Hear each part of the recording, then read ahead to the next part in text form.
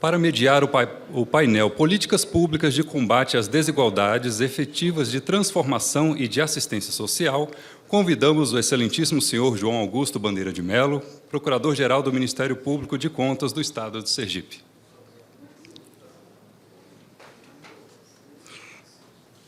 Convidamos agora os debatedores Daniel Balaban, diretor do Programa Mundial de Alimentos da ONU.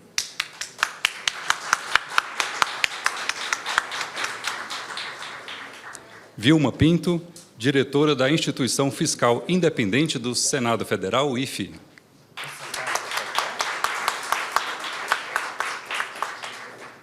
João Ricardo Pereira, auditor-chefe da Audi Benefícios.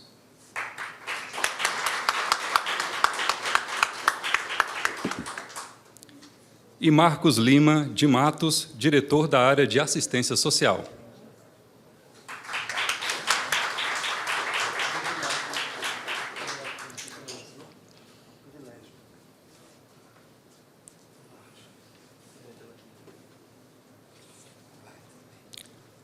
Com a palavra, Dr. João Augusto Bandeira de Mello.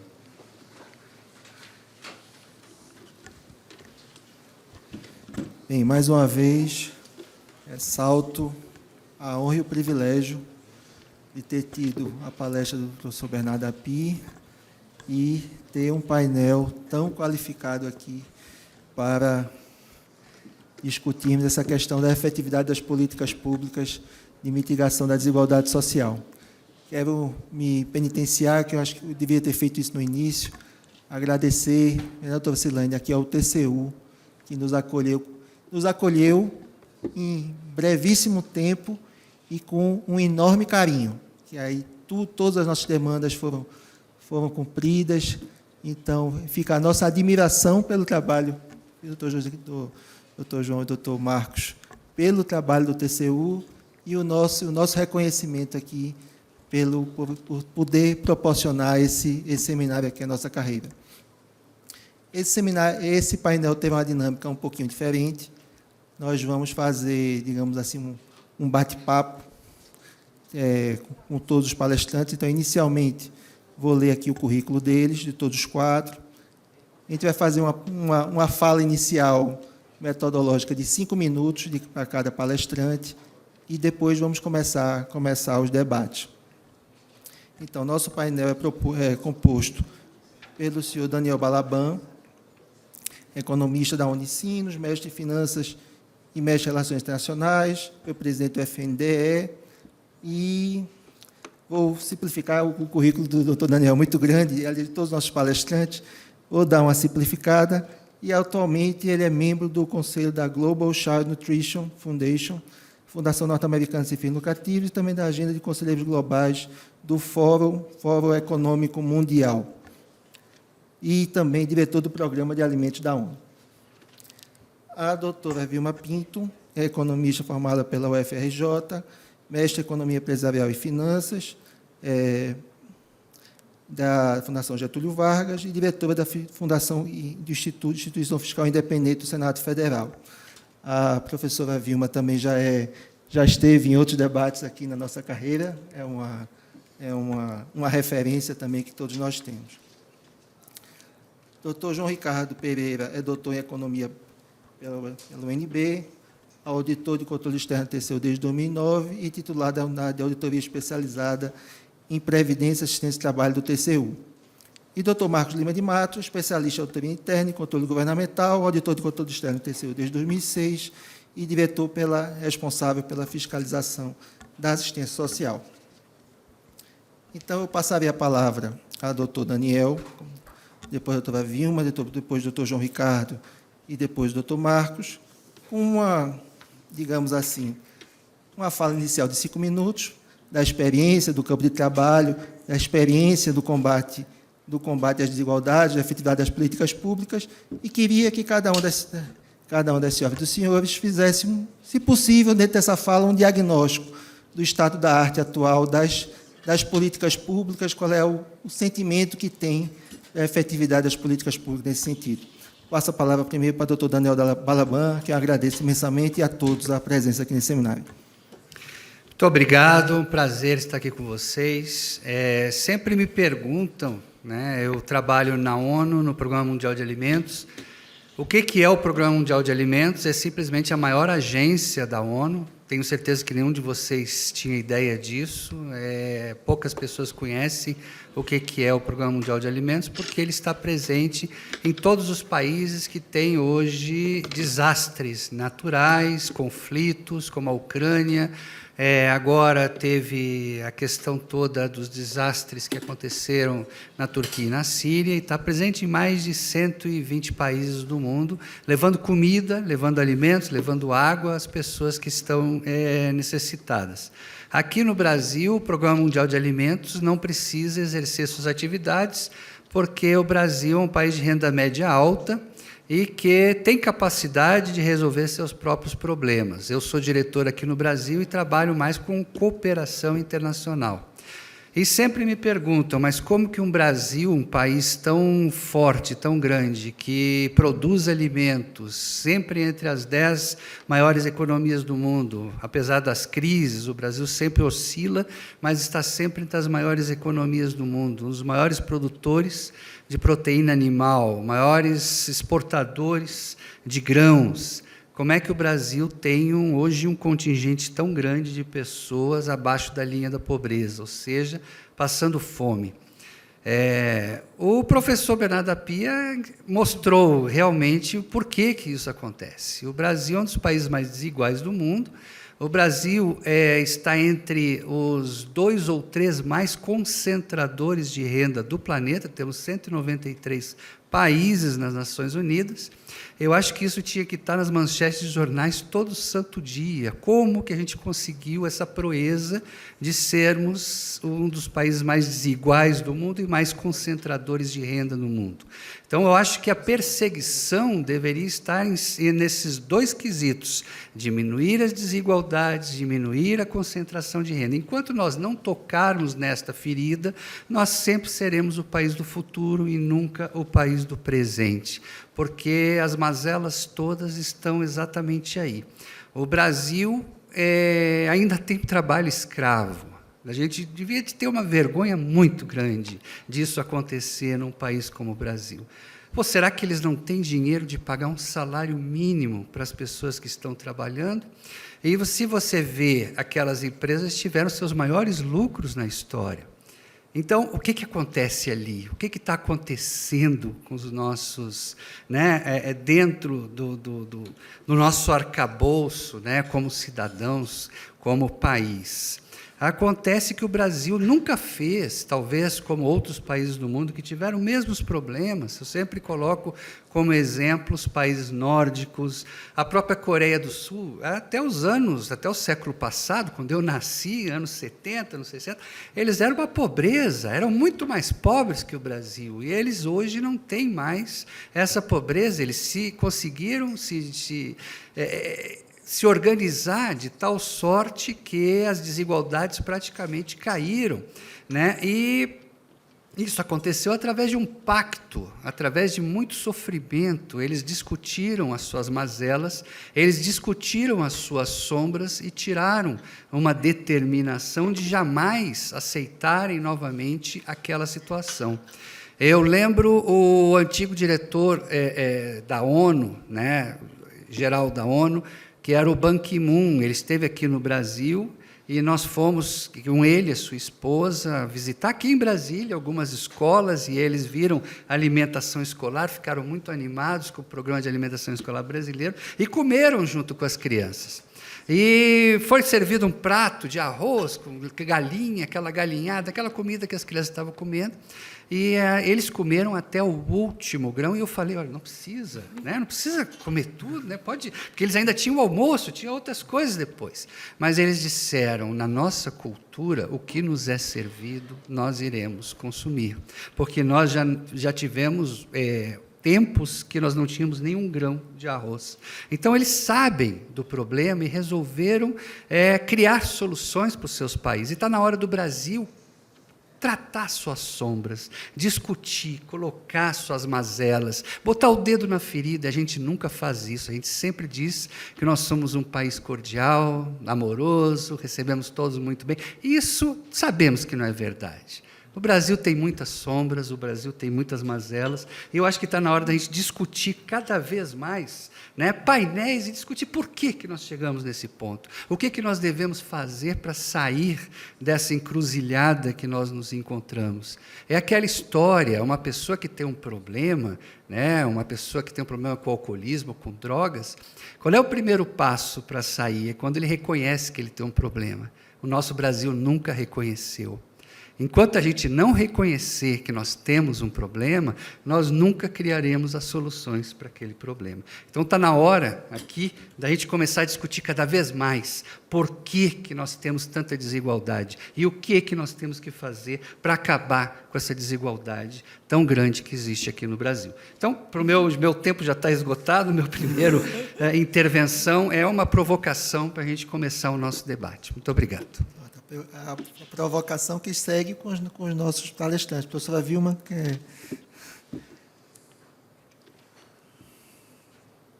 Então, está aí mesmo.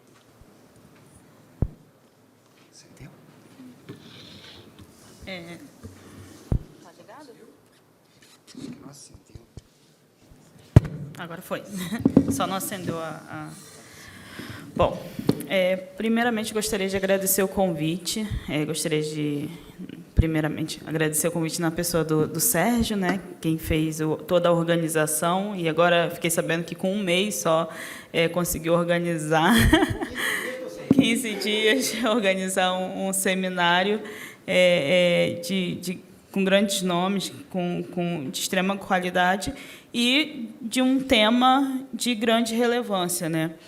Eu acho que o secretário Bernard Api, ele trouxe, pela perspectiva da tributação, as questões que a gente tem hoje em termos de ineficiência e como que isso impacta, né, nas desigualdades sociais que a gente encontra no país. Eu vou tentar focar um pouco, e também fazendo coro ao que o doutor Daniel Balaban colocou, né, em relação à necessidade de se combater as desigualdades, e também cumprimentando os nossos colegas de mesa, eu vou falar um pouquinho sobre a questão da importância do orçamento nessa questão, né? Um ponto muito importante quando a gente fala de política fiscal, e quando a gente fala de orçamento, a gente olha muito para as regras fiscais, né, metas de resultado primário, teto de gastos, como que a gente consegue equilibrar a dívida pública, mas a gente, na discussão do cumprimento dessas regras fiscais, muitas vezes a gente deixa de lado um pouco a questão da composição desse nosso gasto público, da composição desse orçamento, e a gente discute muito sempre quando está na discussão do curto prazo, né, na discussão do orçamento, do dia a dia. E como que a gente consegue enxergar o orçamento público do ponto de vista também de combate à desigualdade social? Eu acho que isso passa pela avaliação periódica dos gastos, tentar ampliar sempre a qualidade desse gasto público e, a partir de melhorias, a partir de avaliação, identificação, seja avaliação ex ante, avaliação ex post, a gente conseguir melhorar o fornecimento de bens e serviços públicos para a sociedade. A gente está discutindo hoje, no contexto fiscal, e eu acho que a gente pode trazer isso para a mesa e aprofundar mais, tem a discussão da reforma tributária, mas também uma outra agenda do governo é a discussão do novo arcabouço fiscal, né, que é o regime fiscal sustentável. E quando a gente fala de regime fiscal sustentável, de novo arcabouço fiscal, a gente está falando de padrões, de melhorar e aprimorar os nossos padrões de governança fiscal. E quando a gente fala de melhorar os padrões de governança fiscal, a gente está falando não só das regras fiscais em si, das regras numéricas, que são importantes e são fundamentais para trazer o equilíbrio para as contas públicas e trazer uma perspectiva, né, dar uma credibilidade para a condução da política fiscal, mas a gente também está falando de outros instrumentos auxiliares que podem contribuir para a melhoria do impacto social da política fiscal. E aí a gente tem alguns elementos, né, que eu acho que vale a pena a gente discutir e incorporar também na discussão desse novo arcabouço fiscal. A gente tem o papel do Spend Review, a gente tem o papel dos quadros de despesa de médio prazo, que são padrões que têm sido adotados por diversos países e que vão nessa direção, na direção de tentar trazer uma perspectiva, né, e trazer de volta a importância do planejamento de médio prazo para a discussão do orçamento e também da gente conseguir melhorar a qualidade do nosso gasto público periodicamente. E aqui eu falo não só do gasto que a gente enxerga no orçamento, mas também daquele gasto que não está explícito no orçamento. A gente tem a questão dos subsídios implícitos, a gente tem a questão dos gastos tributários, que com a reforma, né, nos moldes como está sendo desenhada hoje a reforma do consumo, acabaria, né, esses benefícios, mas a gente também tem benefícios tributários em outras bases que não no consumo. Então, vale a pena também aprofundar análises e avaliações de impacto de custo-benefício dessas políticas. Bom, foi só alguns elementos para a provocação do debate. Espero não ter me estendido no tempo. Mais uma vez, obrigada.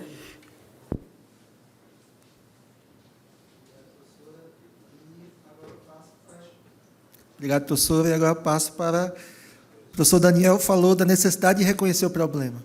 A professora Vilma falou da necessidade de o orçamento espelhar esse problema e haver o planejamento, o efetivo planejamento e as medições para que esse problema da desigualdade e tudo que cerca a desigualdade esteja contemplado. Aí eu pergunto agora ao doutor João e doutor Marcos, qual é a experiência da fiscalização do Tribunal de Contas da União? Se está vendo, estamos caminhando bem ou não? As suas falas iniciais. Muito obrigado. Doutor João, obrigado. Em nome de Vossa Excelência, agradecer o convite e cumprimentar todas as autoridades, todos os procuradores aqui presentes, todos os colegas, servidores e a nossa audiência. Nosso muito boa tarde. O professor Bernard colocou, né, para a gente, na fala dele, os 400 bilhões lá, né, que seria para o Estado conseguir gastar, né?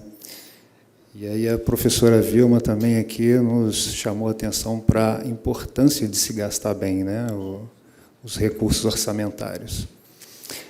E o doutor João aqui também nos fez essa provocação, então não nos resta outra coisa senão falar aí dessas nossas avaliações.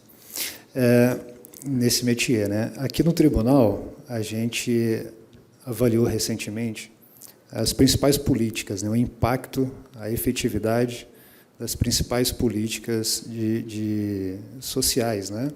Que nós temos aqui. Nós chegamos a avaliar o programa Bolsa Família, avaliamos também o BPC, Benefício de Prestação Continuada, o abono salarial, o seguro-desemprego, o salário família e também a parte da aposentadoria rural. Apesar de ser um benefício previdenciário, a contribuição dos beneficiários ao regime é ínfima, né? Então, os recursos saem todos ali do Tesouro. E nesse trabalho nosso, a gente constatou algumas coisas interessantes, né? Por exemplo, o programa Bolsa Família, ele tinha um custo para a redução de pobreza muito melhor que os diversos outros programas. Chegava o programa, né, conseguir gastar metade do recurso, né, para reduzir um ponto percentual na pobreza e perto de um ponto percentual também na desigualdade, né? Ou seja, o segundo programa mais eficiente, né, seria o benefício de prestação continuada, que gastaria o dobro dos recursos para ter o mesmo impacto em redução de pobreza e em redução de desigualdade do que o programa Bolsa Família. E todos os outros benefícios que eu citei têm ainda uma eficiência, né, um impacto menor com o mesmo orçamento nessas duas métricas, redução de desigualdade medida pelo índice de Gini e a redução da pobreza. Então, a gente vê um espaço muito grande, né, dos formuladores de política pública de reavaliarem esses programas, né? porque o programa Bolsa Família, por exemplo, é um programa mais moderno, né, bem avaliado internacionalmente, enquanto os demais programas são programas gestados aí há décadas, né, várias décadas atrás, e o perfil de toda a sociedade, né, foi mudando ao longo do tempo. Então, é necessário aí essa reformulação desses grandes programas, né. O que eu citei aqui, basicamente, são todos programas de transferência de renda com os maiores orçamentos que nós temos hoje no país. Também verificamos que há uma baixíssima cobertura em crianças e adolescentes desses programas assistenciais, exceto o Bolsa Família. Se a gente coloca a Previdência no meio, né, então, nós temos uma cobertura da população idosa perto de 80% a 90%. E, para crianças e adolescentes, uma deficiência ali que não abarca nem 60% deles. Então, há uma grande deficiência nessa cobertura, né? E também há diversa sobreposição entre os programas. A gente tem programas que se sobrepõem beneficiando o mesmo extrato populacional, né? Tem cidadão recebendo diversos benefícios ali e torna ineficiente a parte da política pública. Avaliamos também recentemente, até no final do ano passado, a troca dos programas, né? Por exemplo, nós tínhamos antes o Auxílio Brasil e agora o novo Bolsa Família, né? Então, assim, a pergunta que nós fizemos foi: será que na verdade, o antigo Bolsa Família e o Auxílio Brasil, né? Agora é o novo Bolsa Família. Então, a pergunta que fizemos é: o atual Auxílio Brasil, ele é mais eficiente que o antigo Bolsa Família em termos de alocação orçamentária, né? Ou seja, o impacto que eu tenho para cada real gasto na redução de pobreza, na redução de desigualdade, qual que é o impacto de cada um, né? E a gente verificou que após a inclusão, né, daquele benefício de R$600, né, que nivelou o mínimo, né, colocou um mínimo de R$600, e isso prejudicou demais a eficiência do programa Auxílio Brasil vis-à-vis o Bolsa Família, né? E a gente conseguiu isso em relatórios nossos, que está subsidiando aí as reformulações aí no âmbito do novo Bolsa Família. E aí a gente teve uma perda, né, nesse trabalho nosso, a gente verificou uma perda de 15% de recursos orçamentários. Ou seja, o programa Auxílio Brasil gastava 15% mais para o mesmo impacto em redução de pobreza do que o antigo Bolsa Família. Meu tempo está esgotado, foi um prazer falar aos senhores aqui, eu passo para o Marcos complementar. Eu posso passar diretamente para o Dr. Marcos. Muito obrigado.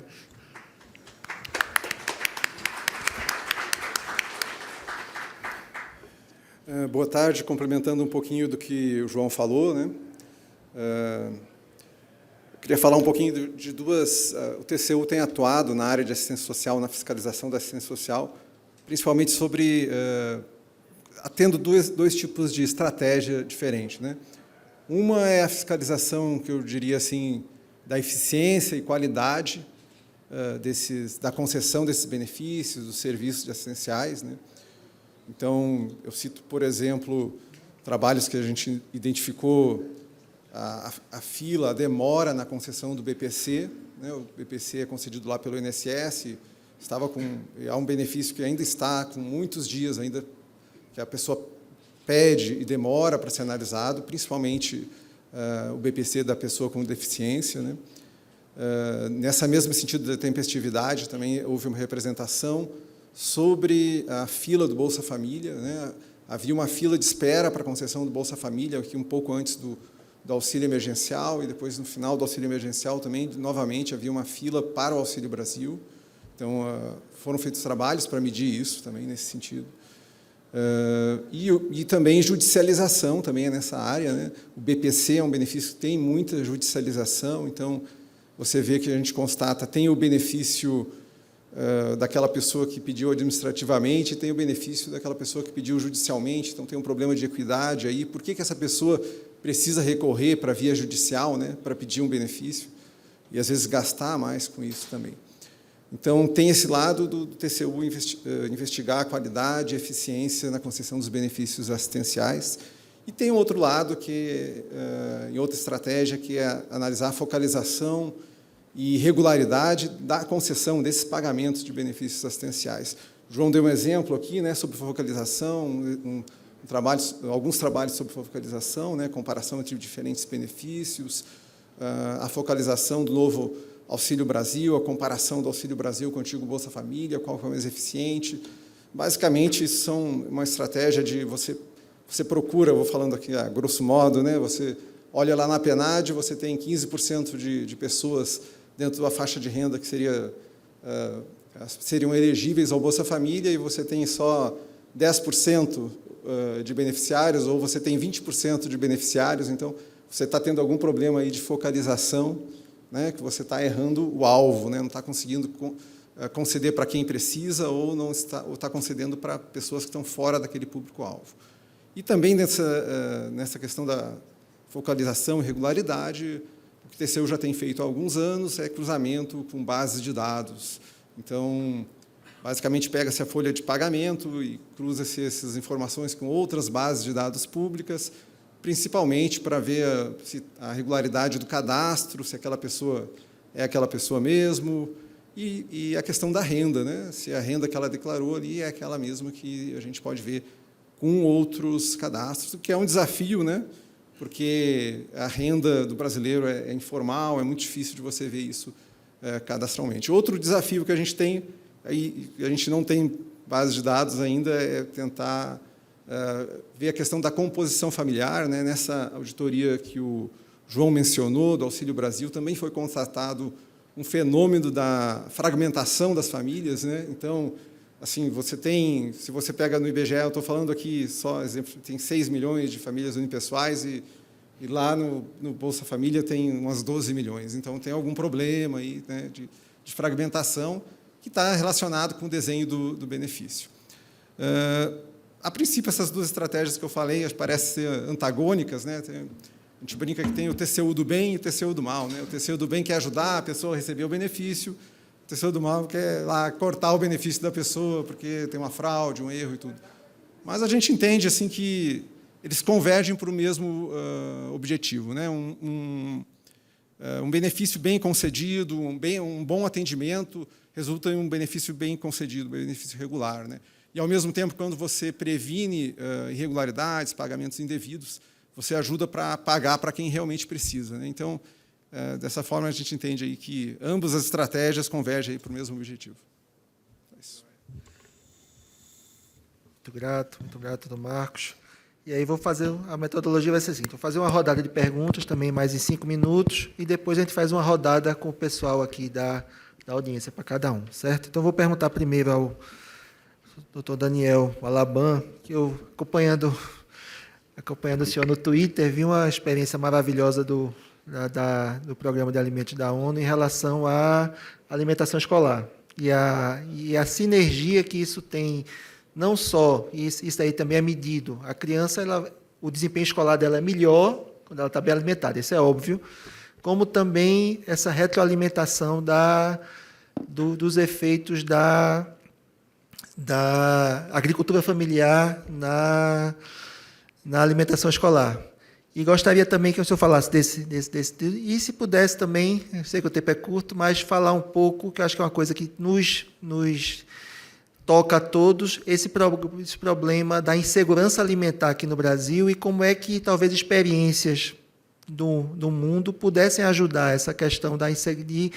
Como é que podemos mitigar essa insegurança alimentar que aumentou muito, já era grande, tinha diminuído e a pandemia veio a trazer esse problema de volta? Viu, professor? Conto com o seu poder de síntese. Não, excelente pergunta. O Brasil ele tem um dos maiores e melhores programas de alimentação escolar do mundo. É bom que a gente enfatize isso, porque nós temos uma tendência a menosprezar as nossas políticas que são desenvolvidas aqui no Brasil. Já recebeu, inclusive, prêmios da ONU, e hoje vários países do mundo criaram políticas de alimentação escolar baseadas e inspiradas pelo Programa de Alimentação Escolar Brasileiro, porque atende todas as escolas públicas do Brasil, não importa se seja filho de uma pessoa que tenha recursos ou se seja filho de uma pessoa menos abastada, tem direito a uma alimentação. Essa alimentação tem que ser ser utilizada pelo menos 30% na compra direta da agricultura familiar. Tem nutricionistas, todos os cardápios são, e é proibido você, dentro das escolas públicas, utilizar os produtos ultraprocessados, embutidos, como salsichas, enlatados, e Coca-Cola, açucarados, aquela coisa toda. E isso aí faz com que as crianças tenham uma alimentação nutricionalmente mais adequada. Aqueles que têm filhos em escolas privadas notaram que, nos últimos 10 anos, as próprias escolas privadas, as suas cantinas, começaram a proibir determinados alimentos, e isso foi puxado pelo Programa de Alimentação Escolar Brasileiro, que é muito bom, é muito organizado. Então, é um programa, né, que, além de ser um programa de educação, está dentro do Ministério da Educação, porque a criança bem alimentada é uma pessoa que tem condições de receber, né, o ensinamento, que aquela criança que não tem alimento, ela vai ficar pensando só... Então, ela não tem capacidade de conseguir, né, entender o que está sendo ministrado. Então, é um programa de educação, né? É um programa também de saúde, porque a criança que começa a entender a boa nutrição desde cedo vai ser um adulto que vai ter menos problemas do que nós, né, que nunca tivemos... Quem nasceu nos anos 60, 70 sabe, a gente não sabia nem o que o produto era, não tinha nada escrito. Isso aí só começou depois da Constituição brasileira, a gente saber o que é que a gente está consumindo. Hoje a gente sabe, a gente lê, né, e sabe o que está consumindo. Eu passei grande parte da minha vida sem saber, né? As pessoas não tinham noção. Então, as crianças agora, com certeza, né, se nós estamos conseguindo viver, meus pais já passaram dos 80 tão bem, né, eu talvez chegue 90, meus filhos vão passar de 100 tranquilamente. O grande problema do mundo hoje é a cabeça, né? Se mantiverem a cabeça, né, tranquila, eles conseguem, porque o corpo vai, porque a gente está aprendendo. Então, o programa de alimentação escolar é um programa bom para a nutrição, para a saúde e para a agricultura, porque dinamiza a economia local através da compra da agricultura familiar. E além do desenvolvimento social, porque essas famílias que têm crianças na escola, a principal alimentação da criança é na escola. Então, a família se desonera de mais uma alimentação para os seus filhos. Então, é um programa que tem uma amplitude, né, e uma transversalidade muito forte, e tem se desenvolvido cada vez mais. Então, é muito importante que a gente entenda isso. E por isso que os países hoje estão desenvolvendo e que a gente continue fortalecendo o programa de alimentação escolar.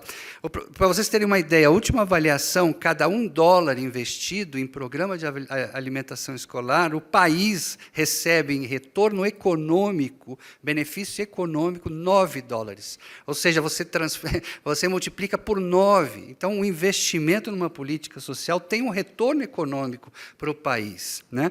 E o problema do Brasil, né, da questão hoje, de grande número de pessoas abaixo da linha da pobreza não tendo o que comer, é um problema econômico.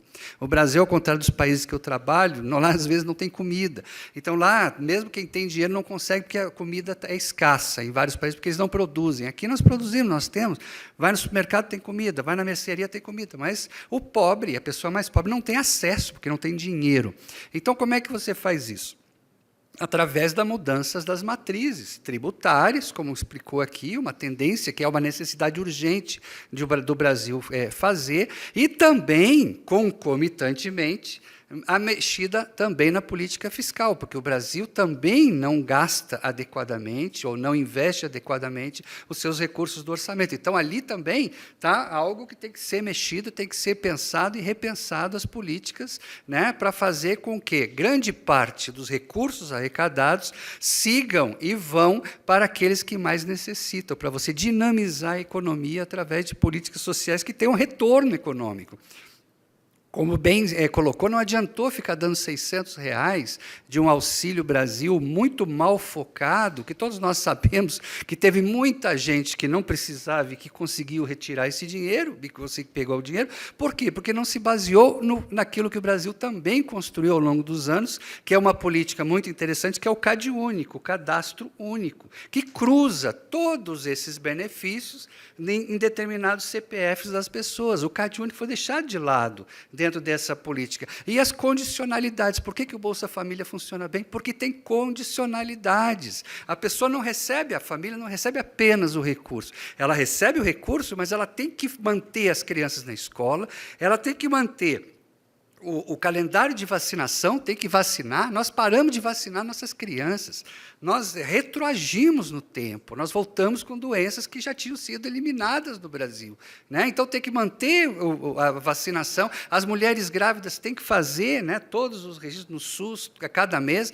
A gente diminuiu a mortalidade infantil com uma coisa tão simples, né? O Brasil conseguiu quase acabar com a mortalidade infantil, que tinha índices altíssimos no passado, por conta da condicionalidade das grávidas terem. Então, são coisas simples, você tem que fazer condicionalidades nos programas de transferência de renda. Fazer transferência de renda por fazer não funciona, tem que ter algo de condicionalidade. É isso aí, obrigado. Agradeço, professor. Realmente, essa questão do desenho da política pública e da condicionalidade, e entender como também, às vezes, como é que pensa o beneficiário e de como é que esse beneficiário vai agir em relação à política pública para ter um maior sucesso, é absolutamente essencial. Mas, professora Vilma, a gente vimos falando aqui de gasto público, o professor Daniel falou da necessidade da melhoria do gasto público, e sempre tem essas questões de teto, de âncora fiscal e dos déficits constitucionais. Eu trabalho muito com a educação brasileira, aí o professor Daniel falou da questão da alimentação escolar, que melhora o desempenho. Há também pesquisas que dizem que se tivéssemos o nível educacional dos países da OCDE, nosso PIB subiria 2 pontos percentuais. Enfim, então, o gasto... Como é que coordenamos essa necessidade de melhoria de números sociais e de cumprimento das promessas constitucionais e a necessidade de ter uma austeridade fiscal que o país não pode gastar demais? Acho que essa é a grande pergunta que gostaria que a senhora nos ajudasse a entender. Muito obrigado.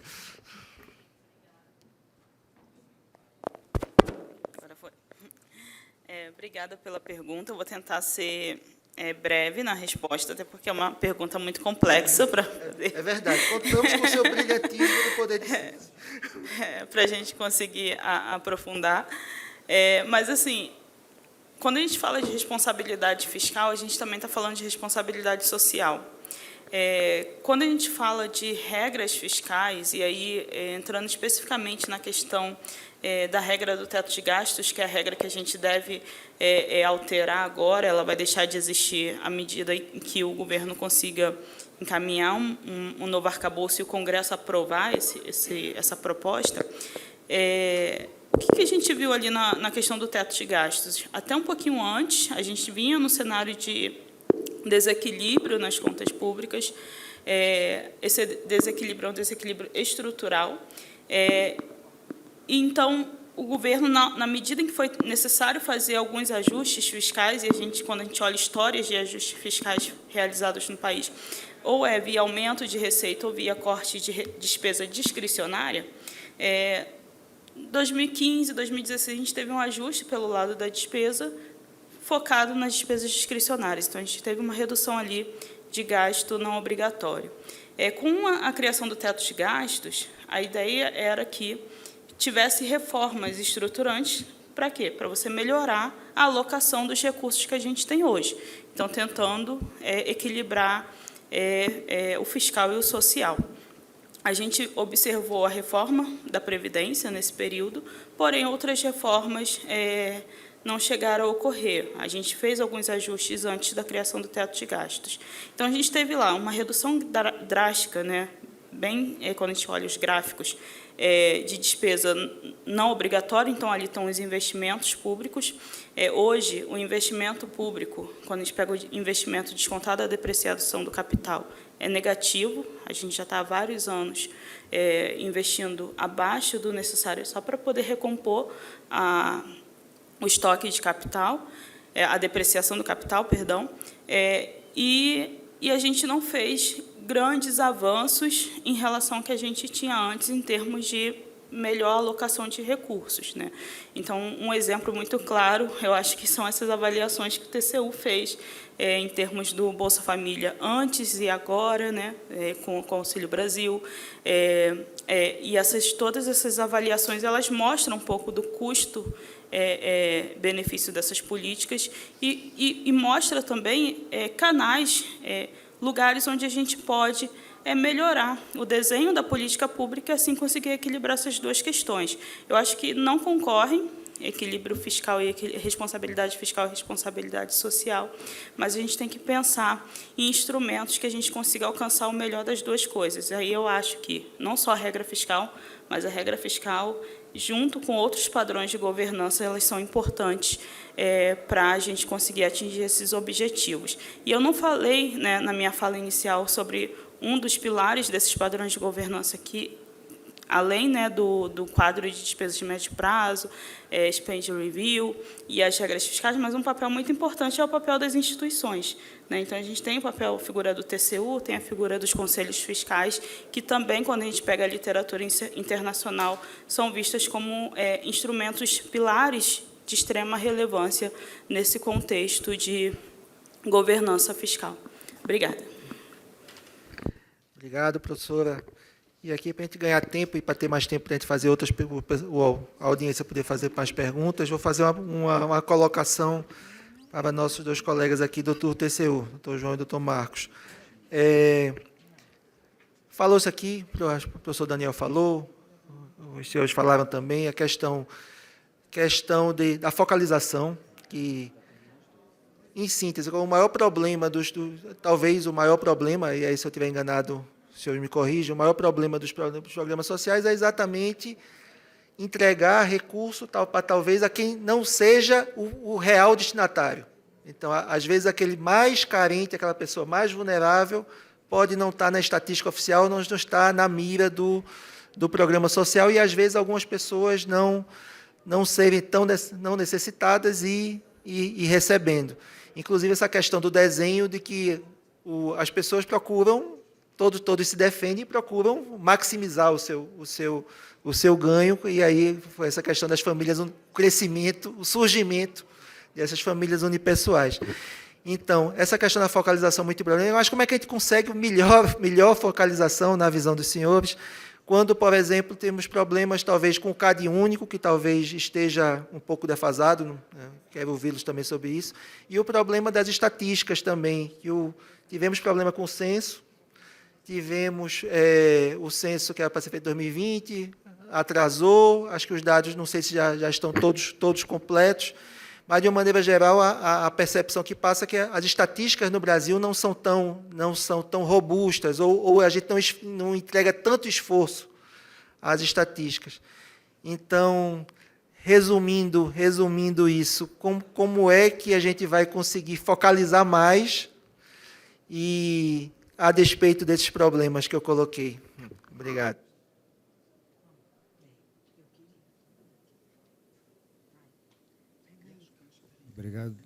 Obrigado, doutor João. Vou iniciar aqui, depois o Marcos complementa. Começando sobre as estatísticas, né, do IBGE, nós acompanhamos essa questão, né, do atraso do censo. Então, ela foi uma questão que ela refoge as competências nossas aqui do tribunal, que ela começou como uma questão orçamentária, né? Então, e também teve a pandemia, né? Então, inicialmente ele foi adiado por conta da pandemia, e, posteriormente, houve, né, pelo Congresso Nacional, um corte de recursos que impossibilitou realizar a despesa para o censo, né? O censo é como se fosse uma operação de guerra, né? São mais de 200 mil pessoas contratadas, né? Gira em torno de 3 bilhões uma operação censitária.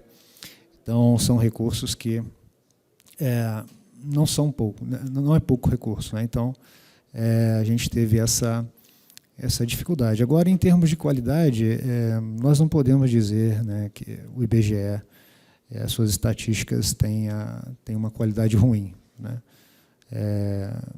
Não temos evidências disso, né?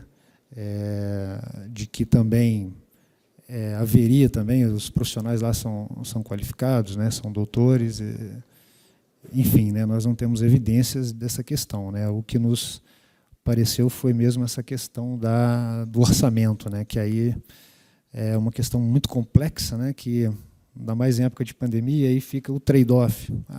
O recurso vai ser para comprar vacina ou vai ser para fazer censo? Então, a gente, como tribunal aqui, parte técnica, a gente não se miscui nesse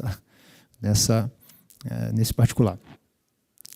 Bem, em relação agora às políticas, né, o doutor João bem colocou, a doutora Vilma também, né, o desenho da política, né, que geram os incentivos é fator determinante para o seu sucesso, né. Se a gente coloca, por exemplo, né, o Bolsa Família antigo, né, que ele era um recurso pequeno, baixo, e aí uma família mais numerosa, né, conseguia um valor de recurso maior, né? Então, assim, era uma fatia pequena, o recurso, a renda básica era um valor baixo, e aí uma família numerosa tinha um recurso maior. Então, não se tinha um incentivo, por exemplo, de alguém com uma renda alta colocar os seus dados de forma irreal para conseguir o benefício, né? A partir do momento que se coloca um desenho de que o mínimo é de R$600, eu acho que o mínimo antigamente, o Marcos depois pode me corrigir, não girava, era menos de 100, né, R$80, algo assim. Então, a partir do momento que a gente tem um valor mínimo de R$80, aquilo, em média, era 180 por família, né? Então, a família aí de 4 membros e tal, né? Então, o valor básico era bastante reduzido. Então, é um custo para o cidadão ir lá no CRAS, se cadastrar no cadastro único, atualizar suas informações para receber R$80. Agora, para receber 600 é diferente. Então, já tem um incentivo maior, né? E aí já começa a comprometer o desenho, né, da política, né? Já começa a gerar outros incentivos aí, né? Na economia a gente usa incentivo perverso, né, de macular o programa, né? E aí também no cadastro único, o Marcos depois vai complementar, porque atualmente, né, hoje, há uma auditoria em andamento para avaliar a rigidez dos dados do cadastro único, né? O cadastro único, o doutor Daniel colocou aqui, né, ele subsidia não só o Bolsa Família, mas subsidia quase todos os programas sociais aí os senhores bem sabem, né, sabem melhor do que a gente aí, de ente nacional como ente subnacional também. Então, esses dados são bastante sensíveis, né? E, procurador, posso passar a palavra para o Marcos e complementar? Marcos, aí você pode complementar, aí, por favor. Mas eu tenho 1 minuto ou os 5 de novo? Pode ser 1 minuto, não tem problema. Falando um pouquinho da qualidade do cadastro único, eu acho que é um desafio, né, manter a qualidade do cadastro único. A gente falou aqui que houve a mudança de desenho do benefício, o Auxílio Brasil foi criado um pouco dentro do modelo do auxílio emergencial, né, e o auxílio emergencial era emergencial, né, já se esperava que ia ter um erro, porque você não poderia ficar demorando para analisar. E ele acaba incentivando uma declaração de uma maneira diferente, como o próprio João falou, a pessoa procura maximizar, né, o valor que vai receber. Mas o cadastro único ele enfrenta esse desafio porque ele é usado para vários programas sociais com objetivos diferentes. Então, embora a gente pense muito, o cadastro único para o Bolsa Família, né, para quem conhece um pouquinho, né, o cadastro único é lá para o Bolsa Família, mas na realidade ele é para o Bolsa Família, ele é para a questão da energia elétrica mais barata, é questão de gratuidade para concurso, para documento, para um outro programa estadual, municipal, Minha Casa Minha Vida, né? Então, assim, a pessoa que está lá, será que é o mesmo público do Minha Casa Minha Vida? Então, tudo isso gera distorções. A pessoa vai lá, se cadastra no cadastro único e pode acontecer distorções no objetivo. E, às vezes, você quero criar, vamos usar o cadastro único para fazer tal situação. E isso é até bem intencionado por parte do legislador, mas acaba incentivando esse tipo de distorção, né? Tem uma rede muito grande, né, de CRAS, CREAS, que são lá a responsabilidade dos municípios, que atuam nisso, mas, mesmo assim, ainda é um desafio você manter a qualidade do cadastro único. Hoje, boa parte das informações que estão lá no cadastro único são declaratórias, né? Embora lá a norma diga que, preferencialmente, você vai lá na casa da pessoa e coleta e vê a situação dela, na realidade, esse preferencialmente é uma exceção, né? Então, a maior parte das pessoas vão até um posto de atendimento e declaram isso, e a gente tem informações lá que são muito difíceis de averiguar por outras bases de dados públicas. Quer dizer, se a pessoa tem um emprego formal, você consegue ainda, né? Mas, por exemplo, o emprego informal, a composição familiar, que é esse desafio justamente dos unipessoais, né? A gente tem uma pessoa lá que a pessoa declara que é mãe solteira, mas de repente não é, ou então está lá como casada, mas no papel, mas na realidade não está mais de fato. Então, há uma dificuldade, há informações ali que são muito desafiadoras. Tem que ter uma estratégia de controle, né, que tem que ser executada em conjunto lá, MDS, governos estaduais, governos municipais, para que a pessoa que vai lá e presta a declaração tenha pelo menos, assim, eu poderia dizer, não quero falar o termo medo, né, mas assim, há uma presunção de que, olha, há uma possibilidade de que alguém vá lá em casa e vai conferir isso. Então tem que mudar a cultura, né? Porque quando a pessoa vai lá e diz, eu declarei lá e o que eu declarei vai ser aceito de qualquer forma, né? Agora também a gente não pode burocratizar muito o processo, né? Porque você está falando com pessoas hipossuficientes, se você começar a querer pedir muitos papéis e gerar muitas exigências, daí vai para o outro lado, né, que você está fechando a porta do benefício assistencial, que é muito importante. Então, tem que haver equilíbrio entre esses dois lados. Muitíssimo grato. Eu acho que uma questão central é exatamente essa de entender, desenhar, medir e ter as estatísticas. Então, acho que aí eu aproveito para declarar a minha admiração pelo trabalho da IBGE e de todos aqueles órgãos que trazem números, que fazem medições. Eu acho que controle e números são essenciais, e o que eu quis colocar é exatamente isso, que acho que União, Estados e municípios têm que investir exatamente nessas políticas de medições, dar os orçamentos que essas políticas de medição precisam, porque isso faz parte da atividade fim. Isso faz parte da atividade fim. Se queremos ter programas sociais bons, vamos precisar de estatísticas boas e de trabalho nesse sentido, e o IBGE tem realizado o censo com excelente proficiência, muita excelência ao longo dos anos. Pergunto se alguém tem alguma pergunta. Os colegas, ninguém quer fazer nenhuma consideração? Bem, professores, já que não foi feita a pergunta, eu gostaria de dar 1 minuto a cada um para trazer as suas considerações finais. Professor Daniel, vou começar pelo senhor.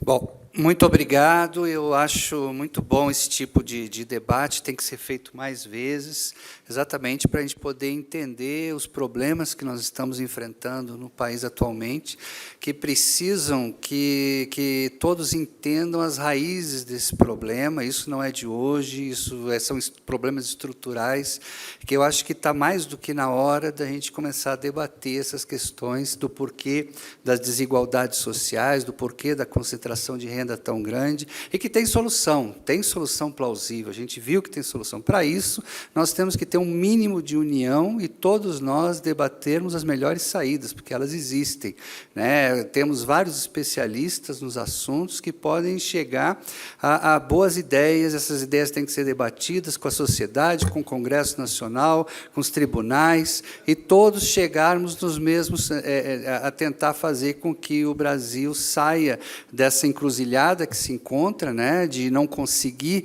sair de um país conseguimos dar um pulo de sair de um país de renda baixa para um país de renda média alta, mas ali nós estamos há muitos anos e não conseguimos sair disso para que nós possamos ser realmente um dia um país realmente considerado desenvolvido. Para isso, nós temos que diminuir desigualdade, jamais seremos considerados desenvolvidos, jamais seremos respeitados na arena internacional enquanto nós tivermos irmãos e irmãs passando fome nesse país. Então, esse é o primeiro e mais urgente, né, motivo. Nós não podemos mais aceitar uma situação como essa, porque isso não cabe num país como o nosso, que é um país rico. Parar de dizer que o Brasil é pobre, não é pobre. Nunca foi pobre, o Brasil é rico, tem de tudo aqui dentro, temos todas as condições, então não é possível que nós aceitemos essa situação. E, para isso, nós temos que trabalhar para acharmos as soluções. O professor Api fez uma bela apresentação, vai ser debatido no Congresso, mas essa reforma tributária que eu escuto desde que eu entrei no Tesouro Nacional, em 1995, e nunca foi aprovado, alguém aqui fez até a pergunta, mas e como é que vamos conseguir fazer para aprovar essa, né, que vai ser um debate enorme dentro do Congresso, porque as forças, né, de interesses estão lá dentro e continuarão, né, tentando, ninguém quer, por menos que perca, ninguém quer perder absolutamente nada. Esse vai ser o grande problema. Mas, enquanto nós não nos unirmos, nós não vamos conseguir sair. A gente tem que achar solução para a situação que a gente se encontra, e tem solução. E eu acredito que a gente vai conseguir, no ano que vem, fazer um outro evento como esse, estaremos numa situação bem melhor que a gente se encontra hoje em dia. Muito obrigado.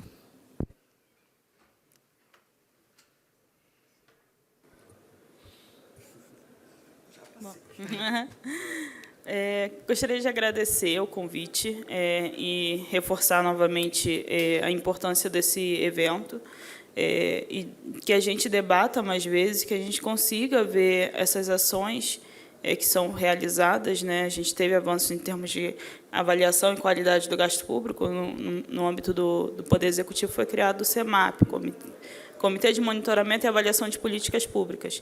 Então, tem uma série de avaliações que são realizadas periodicamente. A grande questão é como que a gente consegue trazer isso para resultados práticos, né? De fato, mudança nas políticas públicas, redução das desigualdades, e a gente conseguir ter um país mais justo, mais igualitário e com crescimento econômico. De novo, agradeço o convite, parabenizar a organização e a todos aqui. Professora, passo já imediatamente a doutor João e doutor Marcos. Obrigado, doutor João. Também agradeço o convite que nos foi feito aqui para participar, para expor as nossas ideias, expor os nossos trabalhos. Para a gente é bastante gratificante ter essa oportunidade, esse espaço. E agradecer também pelo brilhantismo do evento, né? Nós aqui debatemos, né, com o professor Api aqui a parte da receita, né, uma ponta, debatemos agora nesse painel a parte da despesa, né, e foi bastante frutífero, né, os ensinamentos, as colocações de cada um dos nossos palestrantes. E o apelo também é aquele apelo, né, de complemento de forças, né, de todos nós darmos aí transparência, tentarmos dar transparência ao problema, e nós vemos que capacidade de colocar os problemas aqui não falta, né? No dia de hoje tivemos aqui diversos exemplos, e agora a gente conseguir, dentro das nossas competências, fazer com que isso aconteça, né? Como a doutora Vilma comentou. E, por fim, agradecer mais uma vez a todos e parabenizar aqui a Ampicona a presença aqui na pessoa do doutor João. Muito grato. Doutor Marcos. Só agradecer mesmo a oportunidade. Eu acho que é bom a gente estar aqui na mesma mesa e discutindo isso sobre combate à desigualdade, a ferramenta, o papel do controle também nisso. Então, que a gente possa ter outras oportunidades de realizar debates assim e poder, por meio do debate de ideias, né, buscar soluções para esse que é um problema tão importante. Muito obrigado. Senhores, senhoras, não tenho como agradecer, viu?